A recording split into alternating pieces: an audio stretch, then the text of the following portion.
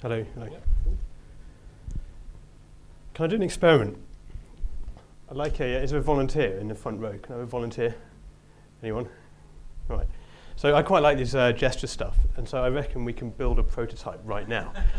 And I'm going to control my talk with gesture, and you're my gesture recognition camera. So I'll do a flick like that or something. Yeah. So I'm gonna tell a bit of a story here. I started a company about 4 and a bit years ago doing crowd modeling, and we got work pretty soon after I started. We got work on the Olympics. So the idea was that you take a stadium and you have to try and work out how people are going to get around. Working on the Olympics, it was quite a difficult task because you have the whole of the Olympic Park, maybe a few 100,000 people at any point in time moving around, and over that entire 16, oh, that wasn't a gesture. over that entire 16-day period, we had to, the job was to work out over any second of that time where all of those 200,000 people were. So it was an enormous job. And when I first started, it was a room that looked a bit like this. Every time they wanted to work out what was happening, it took all these people about 3 weeks to go and plug around with their model and churn out the answer. It was an enormous job. And the trouble with that was that architects, you're working with architects, they change their mind every few seconds.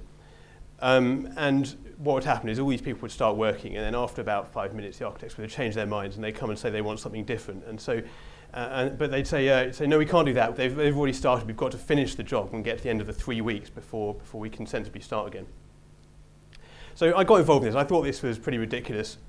I built a new model. And it was an Excel model. It was a pretty big piece of kit. There was some VBA thrown in, and I spent about 3 weeks building this. And at the end of it, we had this time down to 3 seconds. So it was a huge improvement, a much better piece of kit.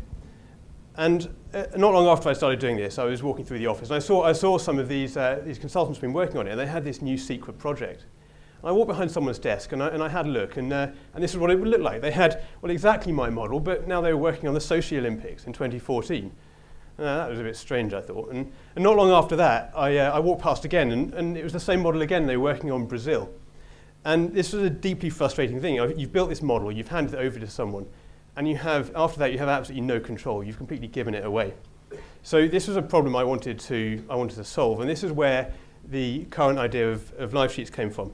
This is the slide I put in there in order to do the live demo, which I'm now not going to do because we're not quite working with Internet Explorer yet, which is what we've got on here. So I'm going to show you a few pictures instead. It's a completely different concept. Instead of looking like a spreadsheet, it's a way of building models where we've been describing it as bridging the gap between a calculator and a spreadsheet. Almost every model, even these enormous Olympic ones, starts with basically a back of an envelope calculation.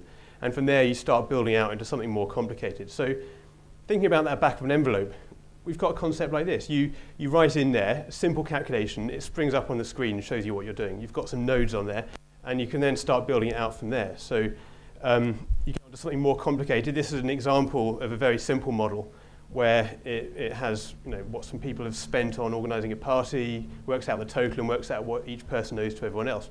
Pretty simple stuff. But already you're able to start building out more into this thing. This is, again, slightly more complicated, and it's a model which has someone's earnings. You see the calculations flowing around. It adds some things up. It works out how much tax they're paying. It works out how much money they've got left at the end. Not too much longer, and you're able to get to this Olympic model. And what you can do with this, because you've got such a simple node structure, you can identify the nodes that you want other people to see. So you can say, right, well, I know that my client on the Olympics, they're only really interested in the number of lanes available. That's the decision the architects are trying to make. So I can decide I'm going to make that node available. I can decide I'm going to make the security gates available. And the graphs, well, that's what they're interested in. So rather than having to send a 100 megabyte spreadsheet with hundreds of pages in it, I just send them a link and they can open it up and use it. Well, can they go off and use that with Sochi Olympics? No, but I can.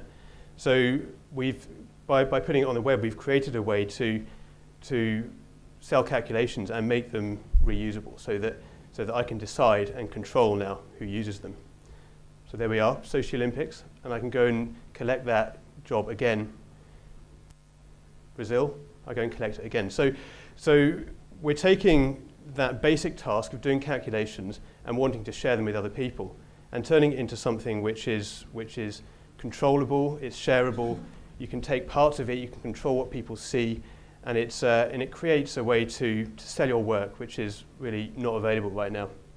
It's pretty basic at the moment. We're not long into this. We've got what we're calling the uncharted territory version. So people who are brave enough to go and try it can go and do simple calculations right now, and we're starting to build it out from there. So it's the beginnings of what's going to be a pretty powerful tool eventually. Right now, I wouldn't expect much more than bridging the gap between the calculator and the spreadsheet, but it's a way to do calculations, and it gives you a powerful way to share. So it's a first glimpse. I wanted to show people. I'm not going to make a big presentation out of it. There is a version right now which you can try, and we've got a very manual sign-up process which involves emailing me and asking me for login. So if anyone fancies trying it, they can do that. That's it. Thanks very much. Daniel, it's something that strikes me has much broader application than what you've designed it for. I'm thinking about examples where we want to share pricing information or costing information with a customer, yeah, but not all of it. Yeah. And yet we want just one version of the truth.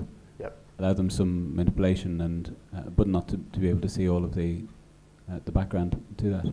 Yeah. Well, is that something you're considering? That's kind of the idea. So what you can do with this is you can give them some control over it. So you can create that model where that you allow them to control. For example, I mean, in pricing, maybe, I don't know. There was someone else I spoke to who wanted to use it for pricing up telecoms bids, and so they would allow people to put in how many offices they've got, and it would tell them the price. So exactly that. It shows them the input and the output, but without having to expose all of the innards.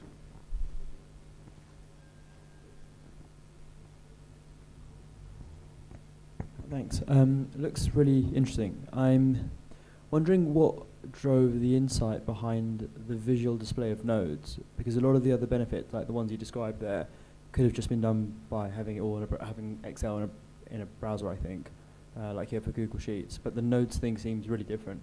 So what was the reasoning behind that? Yeah, that's true. And I didn't really talk about that in this talk, but there were two things. The first is this idea of creating a streamlined flow from the back of an envelope up to a more sophisticated model. And with Excel, you are always forced to make a geographical decision. With everything you do, you have to decide where in the spreadsheet that's going to sit. That constrains you. As soon as you've created one model, you've then made all these decisions about where things are, and if you want to make it more sophisticated, you have to redesign those. So quite often that means having to rebuild the whole thing from the beginning. The second thing is the number of dimensions is insufficient in Excel. So I mean, I've spent a lot of time working with Excel, and it's that geographical. Actually, sorry. Let me rephrase that. There are two things. The first is the geographical thing. The second thing is being able to see how things fit together. With Excel, it has auditing tools. So you go and click on the button, and you can see arrows. It's not particularly easy. Anyone who's used it will know that it's quite a faff. It can take some hours when you open the spreadsheet to figure out what's going on. And so the idea with this was to make it easier to build by giving you a constant visual display of exactly how the thing fits together. Can you do a pivot? A pivot table, yeah.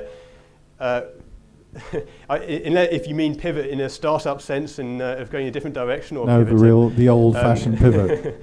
A pivot table, yeah. So there's a whole world of tables which we haven't got to here, and pivot tables are a very good way of dealing with multi-dimensional data, at least dealing with an output of them. So as soon as we get to multi-dimensions in here, that's the way we're going to have to do it, unless somebody invents a much better way in the meantime, which is conceivable, I suppose. So just to make sure that I understand it correctly, so if I have a certain model and it has input and then several factors, output, and then I send it to somebody who I just want to be able to change one of the inputs, they see the outputs, see input, output, but if I change stuff in my model, So it'll update every time the person clicks on that link. Well, if I make, what I'm saying is, if I send a link to the person and if I make changes in the model, will the input-output on the other side adjust? They see the updated model, yeah. They do, okay. That's great. All right, thanks very much, and thanks for the Thanks, Daniel. for the gesture controller over there.